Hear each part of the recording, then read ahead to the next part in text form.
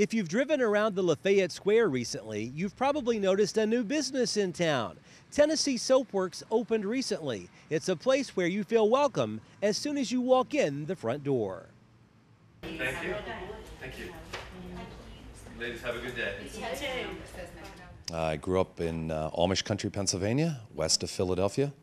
Being raised so near the Amish do the lye soap and the other carpentry, so I got involved with some Amish families and learned how to do lye soap at a very young age.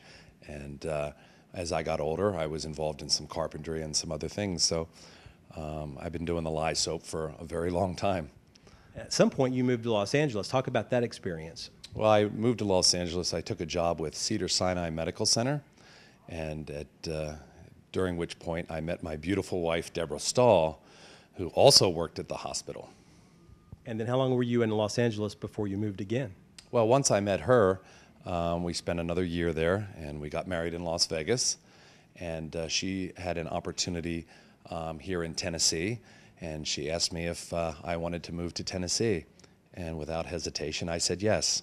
You moved to Spring Hill, and so what was life like for you guys in Spring Hill? It was really good. It was exciting to move to Tennessee. We did some more outdoor activities.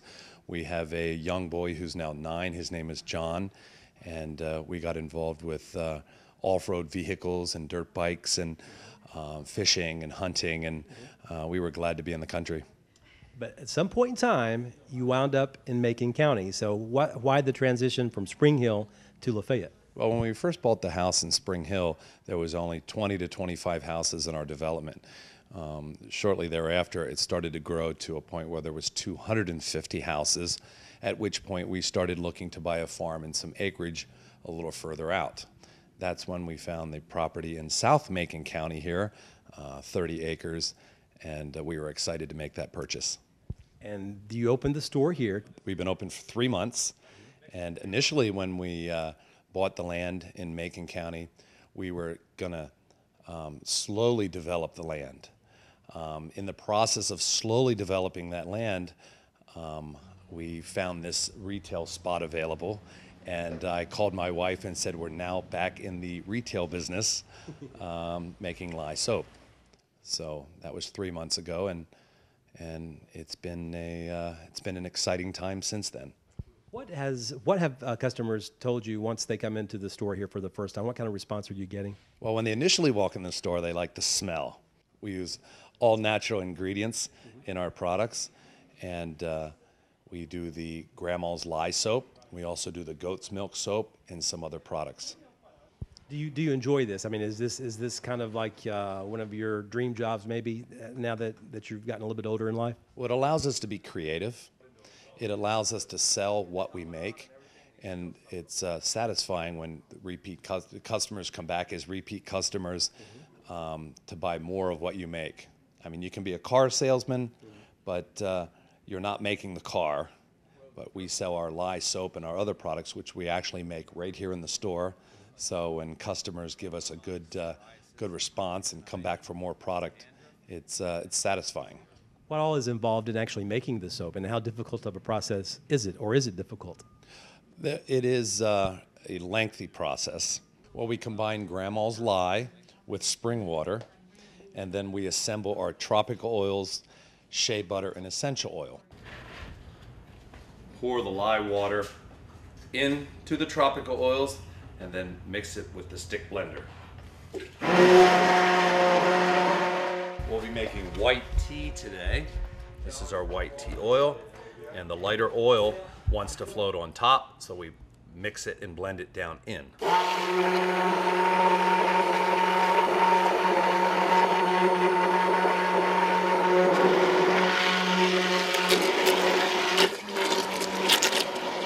And at the right temperatures, you combine them and then pour those into a mold where it sits for a couple days in the mold. Then you pull it out of the mold and you cut it into 5-ounce bars. Okay. And then it sits for another 7 days as it cures, which means it gets hardened and ready for use. And then we wrap it and we sell it. And why goat's milk? Well, we've gotten a lot of requests for goat's milk. We initially were just making Grandma's lye soap, which is lye and water. But the request we've gotten for our goat's milk soap, it's lye and goat's milk, and then the tropical oils, shea butter and essential oil. We make the bar a little bit smaller, but it has a richer, creamier lather, and it's a good facial soap, where the other larger bars are bath and shower soaps. Is there truth also in the fact that people who have skin problems, goat's milk is actually better for them than maybe, say, regular soap, or is there any truth to that at all? I think the goat's milk is moisturizing, as is our regular soap over here with the tropical oils and the shea butter. But we don't add any chemicals or any perfumes to our soap, which many times you hear people that come in and they say, I'm not able to use any of the store-bought soap because it irritates my skin. And we've gotten a good response from people with sensitive skin because we don't add those chemicals or their perfumes. Those perfumes, it's all natural, and the essential oil, and sometimes even organic oil. And we've gotten a good response.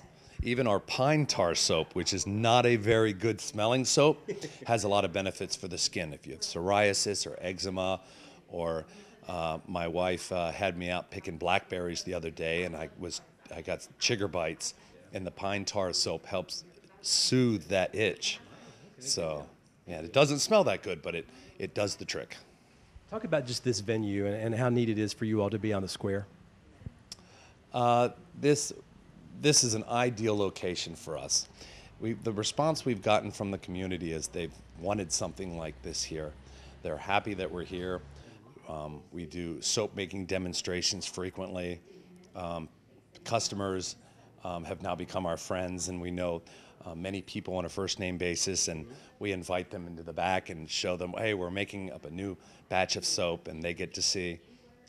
Many times we take their suggestions and make what the customer and our friends suggest, like our pomegranate and the Southern Magnolia soap.